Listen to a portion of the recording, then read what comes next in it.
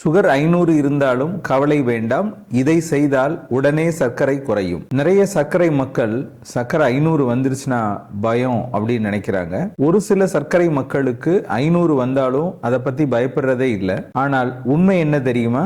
200 250 வந்தாலும் ஆபத்து தான். நிறைய பேரு நம்ம சேனல் கமெண்ட்ல எனக்கு 250 இருக்கு, 300 இருக்கு, எனக்கு ஒன்னும் ஆகலையே, நான் நல்லா தானே இருக்கேன் அப்படின்னு பதிவிடுறாங்க. ஆனால் திடீர்னு ஏற்படுற ஒரு வாந்தி, ஒரு காய்ச்சல், ஒரு லூஸ் மோஷன் கூட இந்த 250 ஒரே நாள்ல 500 மாத்தும். இந்த மாதிரி 500 வந்துருச்சு, நம்ம என்ன செய்யணும்? 500 வராமல் இருக்க என்ன செய்யணும்? இத பத்தி தான் இந்த வீடியோல நம்ம பேச போறோம். நான் டாக்டர் மணிவண்ணன், ஸ்ரீ பார்வதி சர்க்கரை நோய் மருத்துவமனை, காரைக்குடி. சர்க்கரை மக்களுக்கு முக்கியமான வீடியோ இது. ஸ்கிப் பண்ணாம பாருங்க, சப்ஸ்கிரைப் பண்ணி பாருங்க. Facebookல பாக்குறவங்க ஃபாலோ பண்ணி பாருங்க. ஏழை மக்களுக்கு உதவ நம்ம சேனல்ல இருக்கிற ஜாயின் பட்டனை அழுத்தி பங்களிப்பு செய்த அனைத்து நல்ல உள்ளங்களுக்கும் நெஞ்சார்ந்த நன்றி.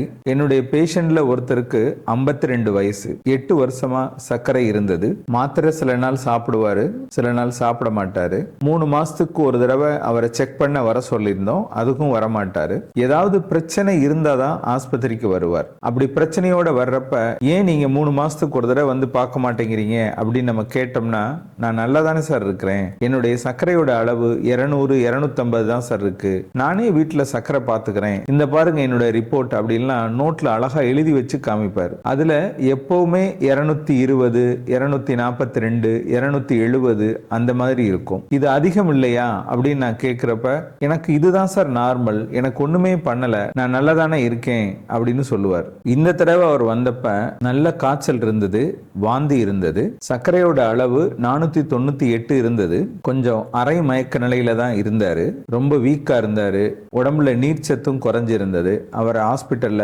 அட்மிஷன் போட்டோம். அளவுக்கு அதிகமான சர்க்கரைனால அவருக்கு டயபெட்டிக் கீட்டோ அசிடோசிஸ் அப்படின்ற நிலை, அவருடைய யூரின்ல அசிட்டோன் பாசிட்டிவ் இருந்தது.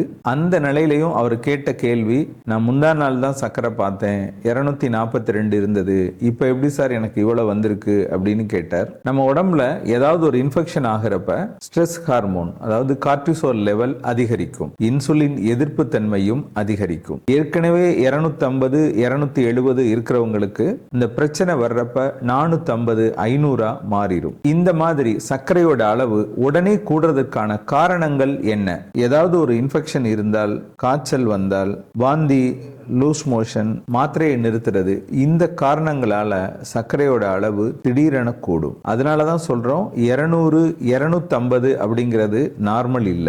நம்ம அந்த ஸ்டேஜ்லயும் சர்க்கரையை கட்டுப்பாட்டுல வச்சிருந்தாதான் இந்த பிரச்சனைகளை நம்ம தவிர்க்க முடியும். இது பற்றி விரிவா என்னுடைய 35 வருஷ அனுபவத்தை தொகுத்து நோய்களின் தாய் அப்படின்ற பெயர்ல ஒரு புத்தகம் எழுதியிருக்கிறேன். இந்த புத்தகம் உங்களுக்கு வேணும்னா இந்த டிஸ்பிளேல தெரிகிற நம்பருக்கு போன் பண்ணியோ அல்லது வாட்ஸ்அப்ல புக் வேணும் அப்படின்னு ஒரு மெசேஜ் போட்டோ கொரியர் மூலம் இந்த புத்தகத்தை பெற்றுக்கொள்ளலாம். இந்த மாதிரி 500 சர்க்கரை வந்துட்டா நம்ம என்ன செய்யணும்? நம்பர் 1, தண்ணி நிறைய குடிக்கணும். இந்த மாதிரி 500 வந்துட்டா உடம்புல நீர்ச்சத்து இழப்பு அதிகமா இருக்கும். அதை ஈடு செய்யறதுக்கு தண்ணி நிறைய குடிக்கணும். நம்பர் 2, மாத்திரைகளை தவறாம போடுங்க.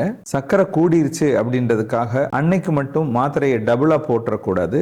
எப்போதும் போடுற மாதிரி மாத்திரையை அவசியம் போட்டுருங்க. அதே மாதிரி இன்சுலின் போடுறவங்க உங்க டாக்டர்கிட்ட கேட்டு சர்க்கரை அளவுக்கு ஏற்ப இன்சுலின் அளவுல மாற்றம் பண்ணிக்கிறங்க. 3வது, உங்க யூரின்ல அசிட்டோன் பாசிட்டிவ் இருக்கா அப்படின்னு பார்த்துக்கோங்க. பாசிட்டிவ் இருந்துச்சுன்னா உடனே டாக்டரை பார்க்கணும். 4வது, இந்த மாதிரி சர்க்கரையோட அளவு அதிகமாயிருச்சுன்னா உடனே டாக்டரை பாருங்க. நாளைக்கு பார்த்துக்கலாம் அப்படின்னு தள்ளி போடாதீங்க. இந்த சமயத்துல இனிப்பான பானங்கள் எதுவும் சாப்பிட வேண்டாம். இப்ப டாக்டர் எல்லாம் பார்த்தாச்சு, சர்க்கரை கட்டுப்பாட்டுல வந்துருச்சு, இனிமே இந்த பிரச்சனை வராம நம்ம எப்படி தடுக்கலாம்? மாத்திரை போடுறவங்க தொடர்ச்சியா மாத்திரை போடுங்க. இன்சுலின் போடுறவங்க தொடர்ச்சியா இன்சுலின் போடுங்க. குறைஞ்சது 3 மாசத்துக்கு ஒரு தடவை டாக்டரை பாருங்க. உங்க சர்க்கரையோட அளவுக்கு ஏற்ப மாத்திரை அல்லது இன்சுலின்ல மாற்றம் பண்ணிக்கோங்க.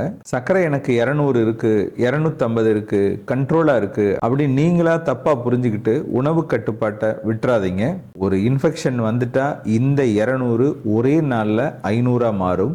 இன்சுலின் போடுறவங்க இன்சுலினை நிறுத்தக்கூடாது. சரியான இடத்தை தேர்ந்தெடுத்து போடுங்க. இன்சுலினை ஃப்ரிட்ஜில் வைங்க. உங்களுக்கு சர்க்கரை இருக்குதா, கட்டுப்பாட்டில் இருக்குதா, உங்க சர்க்கரையோட சர்க்கரையோட அளவு என்ன, எப்ப பார்த்தீங்க அப்படின்னு கமெண்ட்ல சொல்லுங்க. இன்சுலின் யூஸ் பண்றவங்க குறைஞ்சது 15 நாளைக்கு ஒரு தடவை உங்க சர்க்கரையோட அளவை கட்டாயம் பாருங்க. சர்க்கரையோட அளவு அதிகமா இருந்துச்சுன்னா உங்க டாக்டர்கிட்ட கேட்டு இன்சுலின் அளவுல மாற்றம் பண்ணிக்கோங்க.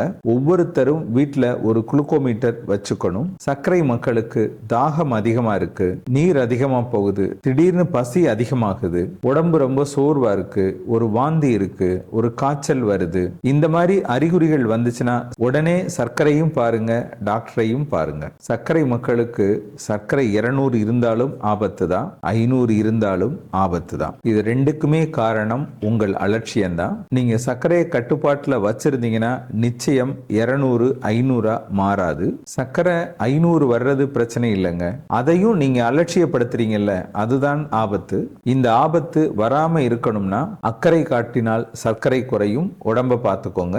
இந்த வீடியோ பதிவோட முதல் கமெண்ட்ல தமிழ்நாட்டின் தலை சிறந்த 2வது சர்க்கரை நோய் மருத்துவமனை அப்படின்ற வீடியோவும் இருக்கு, அதையும் போய் பார்த்து தெரிஞ்சுக்கோங்க.